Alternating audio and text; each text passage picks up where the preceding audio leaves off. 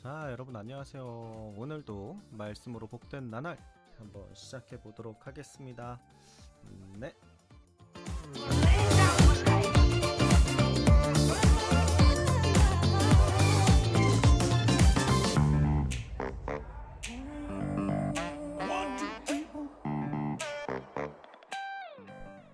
네, 여러분 오늘 하루 또 어떻게 지내셨나요? 오늘은 뭐 태양빛이 많이 안 비치는 좀 흐린 날이네요. 그래도 오늘은 또 주님께서 새롭게 열어놓으신 새로운 날이라고 생각하고, 네, 그게 맞고요. 네, 그 은혜에 감사하면서 우리 또 한번 말씀으로 복된 나날 시작해 보도록 하겠습니다. 아마 여러분들은 저녁 때 들으시겠지만 저는 지금 점심 먹고 막 나른해지기 시작하는 시간대인데요. 아, 예, 아직도 해가 안 나는 걸 보니까 오늘은 하루 종일 이럴 것 같아요. 그렇죠? 그래도 뭐 이 세상을 만들어 놓으신 하나님께서 아름답다고 생각하고 이렇게 만들어 놓으신 거니까 그 아름다움을 우리가 같이 한번 알 수 있으면 좋겠네요. 아, 오늘은 민수기 5장부터 8장까지죠? 야, 근데 5장부터 8장까지 내용이 어떤 내용이냐면 부정한 사람을 어떻게 해야 되는지, 뭐 아내 간통의 절차도 나오고요. 그리고 또 뭐 나시린이 어떻게 될지, 그 감독자들이 헌물을 드린 것에 대해서 어떻게 해야 할지를 나와요. 제가 지난번에 잠깐 한번 나눴었는데 아내 간통을 밝히는 절차가 굉장히 지금까지 하나님께서 우리에게 보여주셨던 그 율법의 절차들과는 조금 사뭇 다른 느낌이라고 말씀을 드렸어요. 이 부분은 우리 5장을 한번 읽고 한번 끊고서 그 얘기를 한번 나눠보도록 하겠습니다. 물 한 잔 마시고요. 그리고 천천히 우리 같이 또 읽어보도록 하겠습니다. 아, 오늘은 좀 입을 풀어야겠어요. 어제 너무 절었죠, 제가. 네.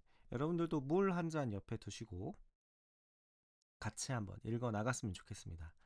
자, 그럼 읽겠습니다. 여호와께서 모세에게 말씀하여 이르시되 이스라엘 자손에게 명령하여 모든 나병 환자와 유출증이 있는 자와 주검으로 부정하게 된 자를 다 진영 밖으로 내보내되 남녀를 막론하고 다 진영 밖으로 내보내어 그들이 진영을 더럽히게 하지 말라. 내가 그 진영 가운데에 거하느니라 하시매 이스라엘 자손이 그같이 행하여 그들을 진영 밖으로 내보냈으니 곧 여호와께서 모세에게 이르신 대로 이스라엘 자손이 행하였더라. 여호와께서 모세에게 말씀하여 이르시되 이스라엘 자손에게 이르라. 남자나 여자나 사람들이 범하는 죄를 범하여 여호와께 거역함으로 죄를 지으면 그 지은 죄를 자복하고 그 죄의 죄값을 온전히 갚되 5분의 1을 더하여 그가 죄를 지었던 그 사람에게 돌려줄 것이요 만일 죄값을 받을 만한 친척이 없으면 그 죄값을 여호와께 드려 제사장에게로 돌릴 것이니 이는 그를 위하여 속죄할 속죄의 속량과 함께 돌릴 것이니라. 이스라엘 자손이 거제로 제사장이 가져오는 모든 성물은 그의 것이 될 것이니라. 각 사람이 구별한 모든 물건은 그의 것이 되나니 누구든지 제사장에게 주는 것은 그의 것이 되느니라. 여호와께서 모세에게 말씀하여 이르시되 이스라엘 자손에게 말하여 그들에게 이르라. 만일 어떤 사람의 아내가 탈선하여 남편에게 시내를 저버렸고 한 남자가 그 여자와 동침하였으나 그의 남편의 눈에 숨겨 드러나지 아니하였고 그 여자의 더러워진 일에 증인도 없고 그가 잡히지도 아니하였어도 그 남편이 의심이 생겨 그 아내를 의심하였는데 그의 아내가 더럽혀졌거나 또는 그의 남편의 의심이 생겨 그 아내를 의심하였으나 그 아내가 더럽혀지지 아니하였든지 그의 아내를 데리고 제사장에게로 가서 그를 위하여 보리가루 10분의 1 에바를 헌물로 드리되 그것에 기름도 붓지 말고 유향도 두지 말라. 이는 의심의 소재요 죄악을 기억나게 하는 기억의 소재라. 제사장은 그 여인을 가까이 오게 하여 여호와 앞에 세우고 토기에 거룩한 물을 담고 성막 바닥의 티끌을 취하여 물에 넣고 여인을 여호와 앞에 세우고 그의 머리를 풀게 하고 기억나게 하는 소재물 곧 의심의 소재물을 그의 두 손에 두고 제사장은 저주가 되게 할 쓴 물을 자기 손에 들고 여인에게 맹세하게 하여 그에게 이르기를 네가 네 남편을 두고 탈선하여 다른 여자와 다른 남자와 동침하여 더럽힌 일이 없으면 저주가 되게 하는 이 쓴물의 해독을 면하리라. 그러나 네가 네 남편을 두고 탈선하여 몸을 더럽혀서 내 남편 아닌 사람과 동침하였으면 제사장이 그 여인에게 저주의 맹세를 하게 하고 그 여인에게 말할지니라. 여호와께서 네 넓적다리가 마르고 네 배가 부어서 네가 내 백성 중에 저주거리 맹세거리가 되게 하실지라. 이 저주가 되게 하는 이 물이 내 창자에 들어가서 내 배를 붓게 하고 내 넓적다리를 마르게 하리라 할 것이요 여인은 아멘 아멘 할지니라. 제사장이 저주의 말을 두루마리에 써서 그 글자를 그 쓴물에 빨아넣고 여인에게 그 저주가 되게 하는 쓴물을 마시게 할지니 그 저주가 되게 하는 물이 그의 속에 들어가서 쓰리라. 제사장이 먼저 그 여인의 손에서 의심의 소재물을 취하여 그 소재물을 여호와 앞에 흔들고 제단으로 가지고 가서 제사장은 그 소재물 중에서 한 움큼을 취하여 그 여자에게 기억나게 하는 소재물로 제단 위에 불사르고 그 후에 여인에게 그 물을 마시게 할지라. 그 물을 마시게 한 후에는 만일 여인이 몸을 더럽혀서 그 남편에게 범죄하였으면 그 저주가 되게 하는 물이 그 속에 들어가서 쓰게 되어 그의 배가 부으며 그의 넓적다리가 마르리니 그 여인이 그 백성 중에 저주거리가 될 것이니라. 그러나 여인이 더럽힌 일이 없고 정결하면 해를 받지 않고 임신하리라. 이는 의심의 법이니 아내가 그의 남편을 두고 탈선하여 더럽힌 때나 또는 그 남편이 의심이 생겨서 자기 아내를 의심할 때 여인을 여호와 앞에 두고 제사장이 이 법대로 행할 것이라. 남편은 무죄할 것이요 여인은 죄가 있으면 당하리라. 아멘. 네, 5장까지 한번 끊어서 읽는다고 했죠. 네. 음, 이 간통을 밝히는 절차가 뭐 저주를 내리고 저주에 대해서 쓴 말을 이제 두루마리에 적어서 그 두루마리를 쓴 물에 빨고 티끌을 넣고 뭐 이런 식으로 진행이 되는데요. 여러분들이 보시기에 앞선 나병 환자의 진단법과 비교하자면 어떠신가요? 나병 환자의 진단 방법은 계속해서 관찰하고 병이 진행되는지 어떤지를 살펴보는 진단 방법이었는데 지금 여성의 간통을 밝히는 절차는 굉장히 주술적이고 될 대로 되라지식 될 대로 되라지식은 아니었겠지만 굉장히 주술적이고 이게 하나님이 명하시는 게 맞나? 왜 이렇게 우리가 그동안 봐왔던 하나님과 다르지? 라는 모습으로 밝혀지고 있어요. 왜 이랬을까요? 어, 이건 사실 그 당시에 여성에 대한 인식이 굉장히 중요했는데 이때 남편의 의심은 정당한 것이고 여성의 결백 주장은 잘 받아들여지지 않던 시대였잖아요. 그런데 여러분 생각을 해보시면 이때 이런 방식으로 여인에게 간통을 밝히는 절차를 막 얘기했다면 여인이 어떻게 생각을 했을까요? 먼지가 들어간 그 물을 그리고 두루마리를 빤 물을 그냥 쉽게 들이킬 수 있었을까요? 그걸로 해서 내가 진짜로 간통을 했으면 내 넓적다리가 마르고 배가 부른다고 제사장이 얘기했고 실제로 그런 일들이 일어날 것이라고 믿던 시대였잖아요. 그러면은 제가 만약 간통한 여인이 그것을 마신다라고 생각을 하면 간통한 여인이라면 절대로 그 물을 마시지 못했을 겁니다. 그 물을 마시기도 전에 아마 자백했겠죠. 간통하지 않은 여인은요? 그 물을 마셨겠죠? 마시고 어떻게 됐을 것 같아요? 넓적다리가 마르지 않고 배도 부르지 않았겠죠. 어떤 과학적인 원리가 없잖아요. 그러니까 오히려 이거는 여인을 지키기 위한 법이었던 겁니다. 남편이 만약에 일부러 이 여인과 헤어지려고 그렇게 거짓말을 하고 의심을 한 거였으면 아무 소용이 없는 거죠, 그러면. 그러면은 사실 이혼당한 여인은 그 당시에 이혼당한 여인은 죽으라는 얘기거든요. 친정집으로도 못 돌아가요. 친정집에서 어떻게 받아줬겠어요. 그런 사회가 아니었습니다, 여러분. 절대로 그렇지 않습니다. 여인을 다시 받아주는 친정집은 없어요. 그런 사회가 아니었다고요. 그렇기 때문에 이 법이 이렇게 주술적으로 나오는 이 법이 오히려 그 여인을 지키는 법이 되었을 수도 있을 것 같습니다. 네. 저는 그래서 사실 이 말씀을 읽으면서 처음에는 아, 하나님 왜 이렇게 이상한 주술적인 거를 이렇게 명령하셨지? 왜지? 왜지? 하고선 고민을 곰곰이 하다가 또 여러 가지 성경 사전이나 아니면 당시 문화 사전에 대한 것들도 막 찾아보다가 그리고 나서 얻은 결론입니다. 네, 그게 맞는 것 같습니다. 이 법은. 그래서 여러분, 하나님의 법은요, 언제나 약한 자들과 소외된 자들과 억압받는 자들을 돌보시는 법입니다. 음, 그래서 예수님은 요한복음 8장에서 어, 가늠하다가 잡혀온 여인을 용서해 주신 거였고요. 그래서 예수님께서도 이제 이사야 선지자의 예언과 같이 가난한 자에게 복음을, 포로된 자에게 자유를, 눈먼 자에게 다시 보게 함을 선포하러 왔다라고 스스로 드러내신 거였어요.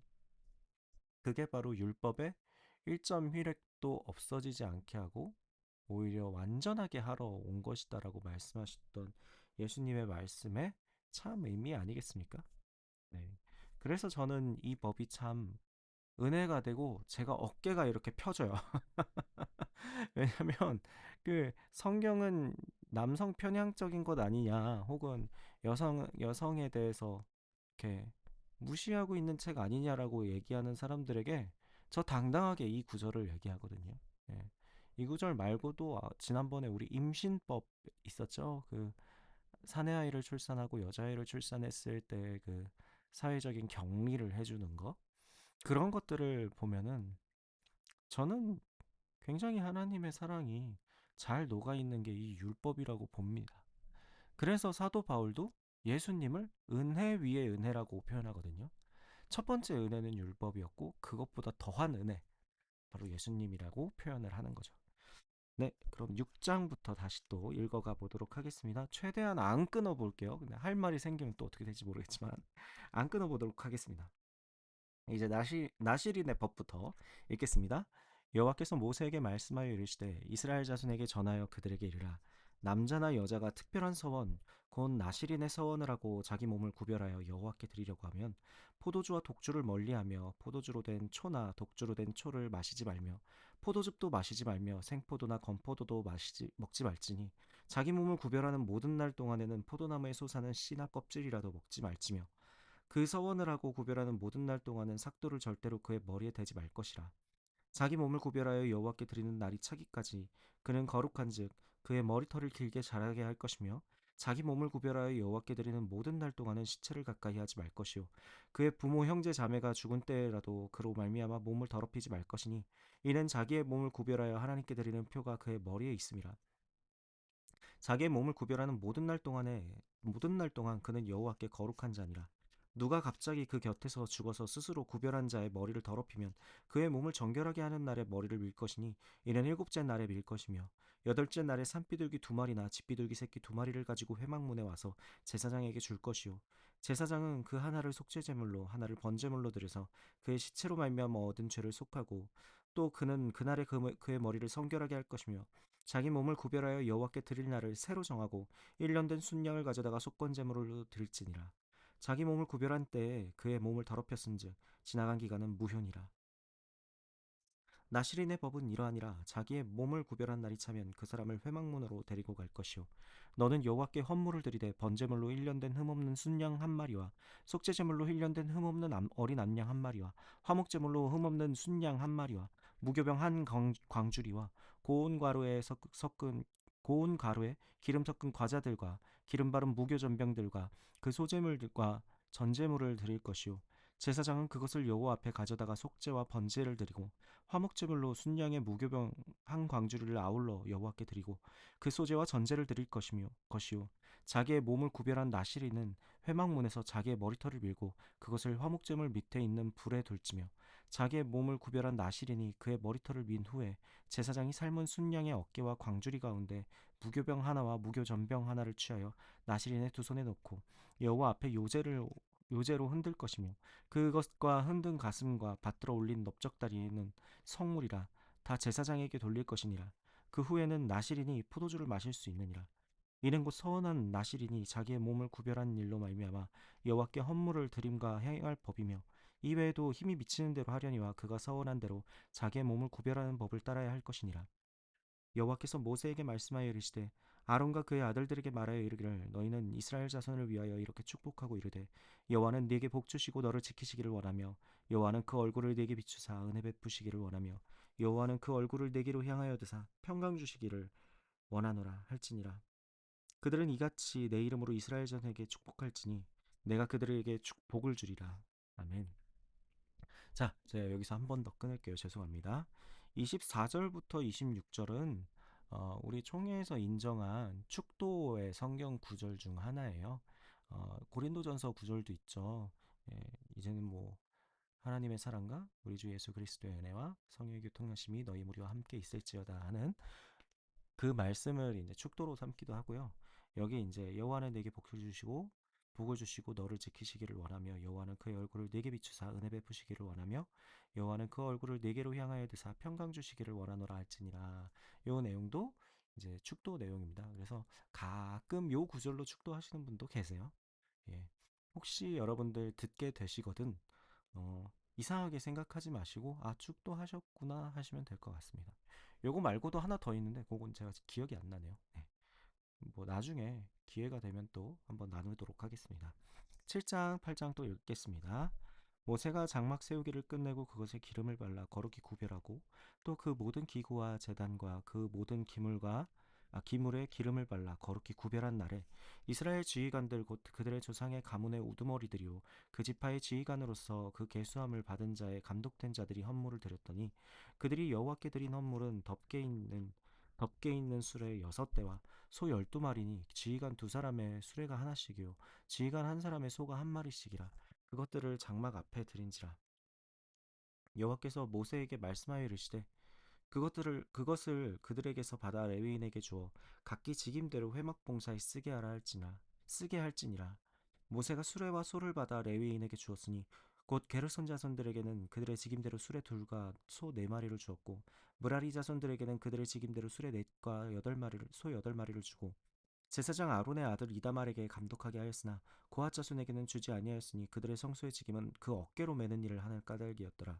제단에 기름을 바르던 날에 지휘관들이 제단의 봉헌을 위하여 헌물을 가져다가 그 헌물을 제단 앞에 드리니라. 여호와께서 모세에게 이르시기를 지휘관들은 하루 한 사람씩 제단에 봉헌물을 드릴지니라 하셨더라. 첫째 날에 헌물을 드린 자는 유다 지파 암미나답의 아들 나손이라. 그의 헌물은 성소의 세겔로 130세겔 무게의 은반 하나와 70세겔 무게의 은발이 하나니라. 이 두 그릇에는 소재물로 기름 섞은 고운 가루를 채웠고 또 10세겔 무게의 금그릇 하나라. 그것에는 향을 채웠고 또 번제물로 수송아지 한 마리와 순양 한 마리와 1년 된 어린 순양 한 마리이며 속죄제물로 순염소 한 마리이며 화목제물로 소 2마리와 순양 5마리와 순염소 5마리와 1년 된 어린 순양 5마리라.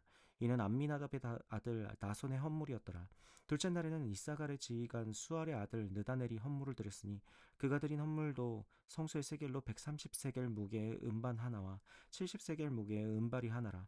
이 두 그릇에는 소재물로 기름 섞은 고운 가루를 채웠고 또 10세겔 무게의 금그릇 하나라. 그것에는 향을 채웠고 또 번제물로 수송아지 한 마리와 순양 한 마리와 1년 된 어린 순양 한 마리이며 속죄제물로 순년소 한 마리이며 화목제물로 소 2마리와 순양 5마리와 순년소 5마리와 1년 된 어린 순양 5마리라.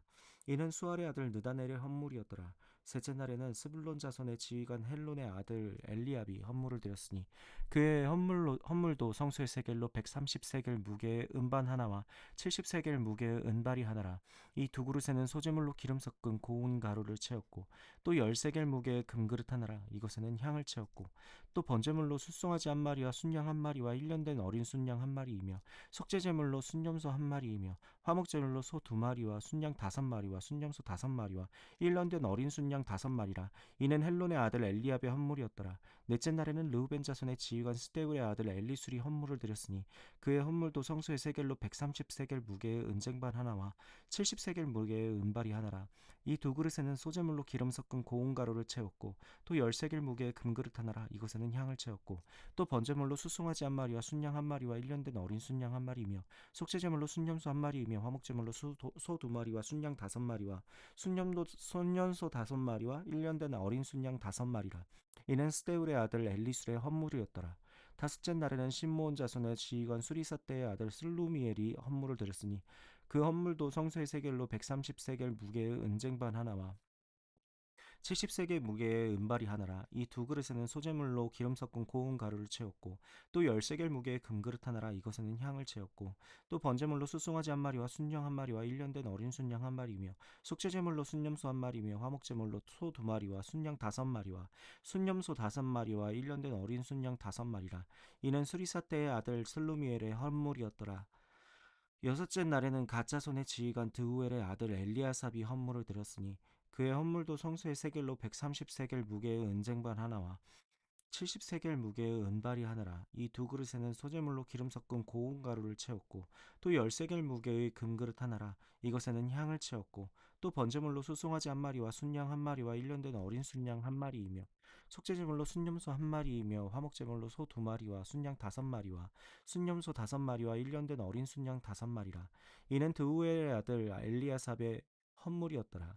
일곱째 날에는 에브라임 자손의 지휘관 암미훗의 아들 엘리사마가 헌물을 드렸으니 그의 헌물도 성소의 세겔로 130세겔 무게의 은쟁반 하나와 70세겔 무게의 은발이 하나라. 이 두 그릇에는 소재물로 기름 섞은 고운 가루를 채웠고 또 10세겔 무게의 금그릇 하나라. 이것에는 향을 채웠고 또 번제물로 수송아지 한 마리와 순양 한 마리와 1년 된 어린 순양 한 마리이며 속죄제물로 순념소 한 마리이며 화목제물로 소 두 마리와 순양 다섯 마리와 순념소 다섯 마리와 1년 된 어린 순양 다섯 마리라. 이는 암미웃의 아들 엘리사마의 헌물이었더라. 여덟째 날에는 므낫세 자손의 지휘관 부다술의 아들 가말리엘이 헌물을 드렸으니 그 헌물도 성소의 세겔로 130세겔 무게의 은쟁반 하나와 70세겔 무게의 은발이 하나라.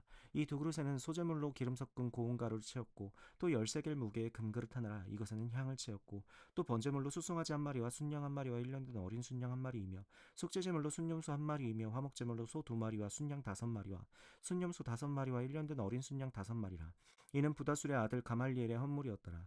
아홉째 날에는 베냐민 자손의 지휘관 기드오니의 아들 아비단이 헌물을 드렸으니 그의 헌물도 성소의 세겔로 130세겔 무게의 은쟁반 하나와 70세겔 무게의 은발이 하나라. 이 두 그릇에는 소재물로 기름 섞은 고운 가루를 채웠고 또 10세겔 무게의 금그릇 하나라. 이것에는 향을 채웠고 또 번제물로 수송아지 한 마리와 순양 한 마리와 1년 된 어린 순양 한 마리이며 속죄제물로 순념소 한 마리이며 화목제물로 소 두 마리와 순양 다섯 마리와 순념소 다섯 마리와 1년 된 어린 순양 다섯 마리라. 이는 기드오니의 아들 아비단의 헌물이었더라. 열째 날에는 단자손의 지휘관 암미사떼의 아들 아히에셀이 헌물을 드렸으니 그의 헌물도 성수의 세겔로 130세겔 무게의 은쟁반 하나와 70세겔 무게의 은발이 하나라. 이 두 그릇에는 소재물로 기름 섞은 고운 가루를 채웠고 또 10세겔 무게의 금그릇 하나라. 이것에는 향을 채웠고 또 번제물로 수송아지 한 마리와 순양 한 마리와 1년 된 어린 순양 한 마리이며 속죄제물로 순념소 한 마리이며 화목제물로 소 두 마리와 순양 다섯 마리와 순년소 다섯 마리와 1년 된 어린 순양 다섯 마리라. 이는 암미사떼의 아들 아히에셀의 헌물이었더라. 열한째 날에는 아셀 자손의 지휘관 오그란의 아들 바기엘이 헌물을 드렸으니 그의 헌물도 성소의 세겔로 130세겔 무게의 은쟁반 하나와 70세겔 무게의 은발이 하나라. 이 두 그릇에는 소재물로 기름 섞은 고운 가루를 채웠고 또 10세겔 무게의 금그릇 하나라. 이것에는 향을 채웠고 또 번제물로 수송아지 한 마리와 순양 한 마리와 1년 된 어린 순양 한 마리이며 속죄제물로 순념소 한 마리이며 화목제물로 소 두 마리와 순양 다섯 마리와 순념소 다섯 마리와 1년 된 어린 순양 다섯 마리라. 이는 오그란의 아들 바기엘의 헌물이었더라. 열두째 날에는 납달리 자손의 지휘관 에난의 아들 아히라가 헌물을 드렸으니 그의 헌물도 성소의 세겔로 130세겔 무게의 은쟁반 하나와 70세겔 무게의 은발이 하나라. 이 두 그릇에는 소재물로 기름 섞은 고운 가루를 채웠고 또 10세겔 무게의 금그릇 하나라. 이것에는 향을 채웠고 또 번제물로 수송아지 한 마리와 순양 한 마리와 1년 된 어린 순양 한 마리이며 속죄제물로 순년소 한 마리이며 화목제물로 소 두 마리와 순양 다섯 마리와 순념소 다섯 마리와 1년 된 어린 순양 다섯 마리라. 이는 에난의 아들 아히라의 헌물이었더라.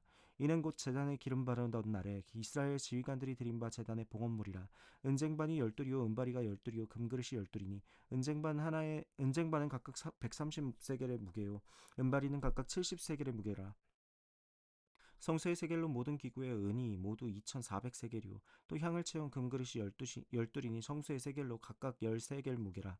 그 그릇의 금이 모두 120세겔이요 또 번제물로 수송아지가 12마리요 순양이 12마리요 1년 된 어린 순양이 12마리요 그 소제물이며 속죄제물로 순념소가 12마리이며 화목제물로 숫소가 24마리요 순양이 60마리요 순염소가 60마리요 1년 된 어린 순양이 60마리라. 이는 제단에 기름 바른 후에 드린 제단에 바른 후에 드린 바 제단의 봉헌물이었더라. 모세가 회막에 들어가서 여호와께 말하게 할 때 증거궤의 위 속죄소 위의 두 그룹 사이에서 자기에게 말씀하시는 소리를 들었으니 여호와께서 그에게 말씀하심이었더라. 여호와께서 또 모세에게 말씀하여 이르시되 아론에게 말하여 이르라 등불을 켤 때에는 7등잔을 등잔대 앞으로 비추게 할지니라 하시매 아론이 그리하여 등불을 등잔대 앞으로 비추도록 켰으니 여호와께서 모세에게 명령하신 것 같았더라. 이 등잔대의 제작법은 이러하니 곧 금을 쳐서 만든 것인데 밑판에서 그 꽃까지 쳐서 만든 것이라. 모세가 여호와께서 자기에게 보이신 양식을 따라 이 등잔대를 만들었더라. 여호와께서 모세에게 말씀하여 이르시되 이스라엘 자손 중에서 레위인을 데려다가 정결하게 하라.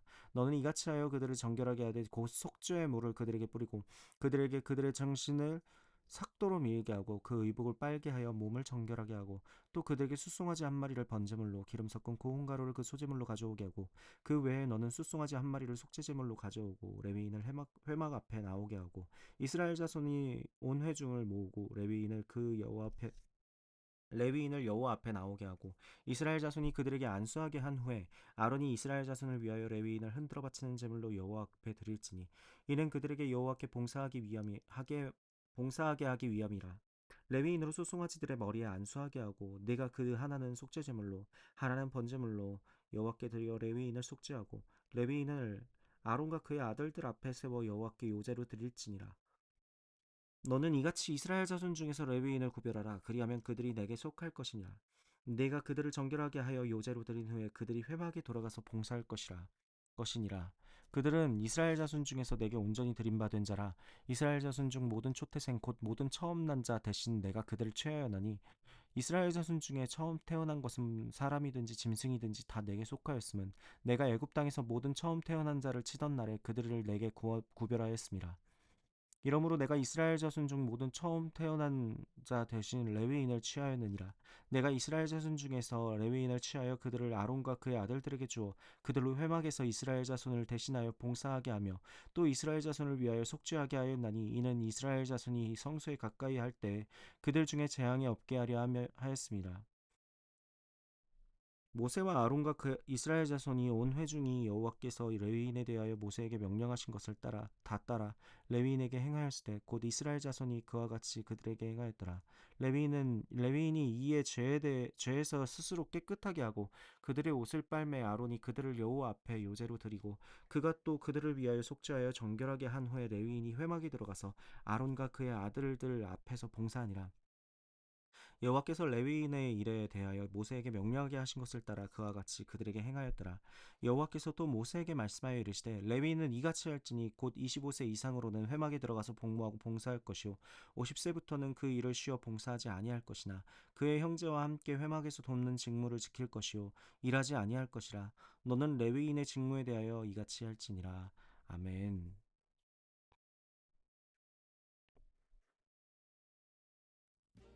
네, 우리 오늘도 이렇게 한번 읽어보았습니다.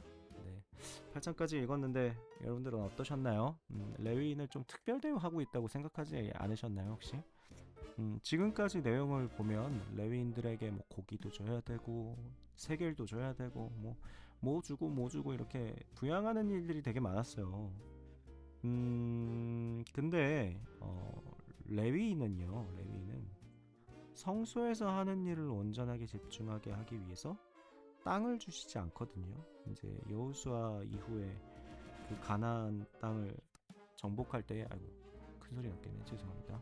가나안 땅을 정복할 때 하나님께서 레위인들은 땅을 주시지 않습니다. 경작할 땅을 주시지 않으세요. 그리고 자기 사유 재산을 허락하지 않으십니다. 왜 그랬느냐? 그 재산을 돌보느라 성소의 일을 소홀히 하게 될 것 같아서 아마 그러신 것으로 우리는 추정할 수 있어요. 지금의 레위인들은 뭐라고 생각을 할 수 있을까요? 저는 목회자들을 레위인으로 비유합니다. 카톨릭에선 성직자이기 때문에 레위인 중에 제사장으로만 비유하겠지만 우리는 만인 제사장서를 따라서 제사장은 오직 대제사장 되신 예수 그리스도 뿐이시고 우리는 레위인이라고, 목회자는 레위인이라고 설명을 합니다. 레위인은 뭐 하는 사람이냐면 성소의 모든 일을 돌보는 사람인 거죠. 물론 그렇게 따지면 장로님들도 그렇고 또 찬양대원들이나 찬양팀원들 다 같이 레위인이라고 할 수 있겠네요. 사실 뭐 우리 모두가 다 레위인처럼 성전을 돌볼 수 있습니다. 네. 그래서 레위인들이 특별히 이제 구별된 레위인들, 성소의 모든 것을 돌보기 위해서 자기 경제 활동에 다른 것들을 하기 어렵게 되는 레위인들을 좀 돌보는 걸 얘기하셨는데, 현대에 와서 이제 목회자 이중직이라든가 이런 문제들 때문에 그렇게는 시행할 수 없는 걸 저도 알아요. 그리고 저도 그게 옳다고 봅니다. 목회자 이중직에 대해서요. 왜냐면 사도 바울이 또 자기가 스스로 자족하여서 사역했다고 얘기했던 것도 타당하기 때문이죠. 현대에선 레위인의 그런 직계 자손들이 뭐 누구인지 남아있지도 않기도 하고, 뭐 우리는 당연히 아니죠. 그래서 레위인을 따져가면서 얘기하는 건 부적절하지만, 그래도 교회에서 어느 정도는 교회의 모든 재반 한 사무나 혹은 모든 사물들을 섬기는 이들에게 대해서 책임이 있다라는 거예요.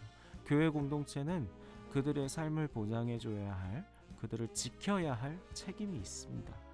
그래서 우리 교회 공동체 안에서도 목회자를 지켜달라는 게 아니에요. 지금 제가 말씀드리고 싶은 건 레위인이 하던 역할을 같이 감당하고 사역을 하는 그들을 지켜줄 수 있는 공동체였으면 좋겠습니다.